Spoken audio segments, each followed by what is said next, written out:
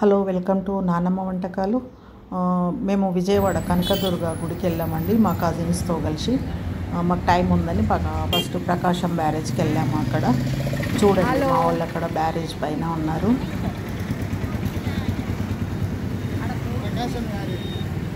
ఇంకా తర్వాత ప్రకాశం బ్యారేజ్ అక్కడ బోట్ షికార్కి వెళ్ళాము. టైం ఉందని మాకు ఆన్లైన్ టికెట్లు బుక్ చేసుకున్నాము.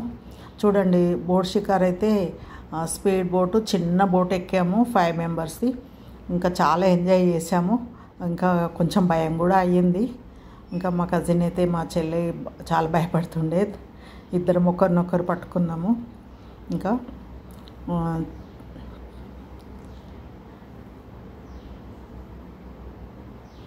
అటు ఇటు తిప్పుతూ ఉన్నాడు. మేము భయపడుతున్నట్టు చేస్తుంటే అతను డ్రైవరు. ఇలా చాలా బాగా ఎంజాయ్ చేసాము. అనిపించింది ఒక విధంగా చిన్నపిల్లల్లాగా చేస్తున్నామా అని.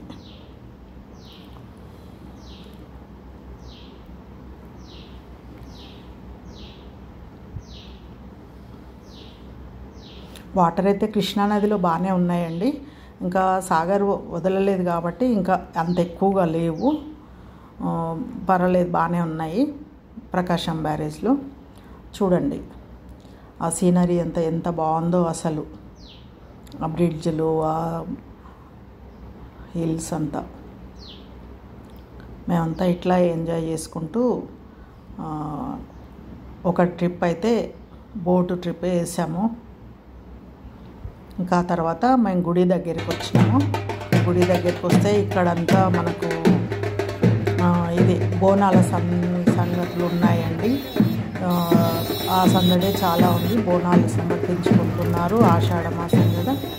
ఇంకా శాకాంబరి ఉత్సవాలు అయిపోయాయంట. ఒక పౌర్ణమి వరకే మేము పోయేసరికి అయిపోయింది. కానీ అలంకారం అయితే అంతా అట్లానే ఉంది. ఇంకా పైన లోపలంటే ఫోన్స్ తీసుకపోలేదు, అలౌట్ చేయరు కదా కెమెరాలు, ఫోన్స్. మేము బయటకు వచ్చే ఇలా కొన్ని ఫోటోలు తీసుకున్నాము. ఇంకా గుడి దగ్గర అని చూడండి, గుడి దగ్గర షాపింగ్ ఏదో మా వాళ్ళు గాజులు కుంకుమ కొనుక్కున్నారు అమ్మవారి గుడి దగ్గర అని. ఇంకా గుడి మీద పైన హోమ్ పెట్టారు. ఎంత బాగుందో అది అసలు. Thank you for watching.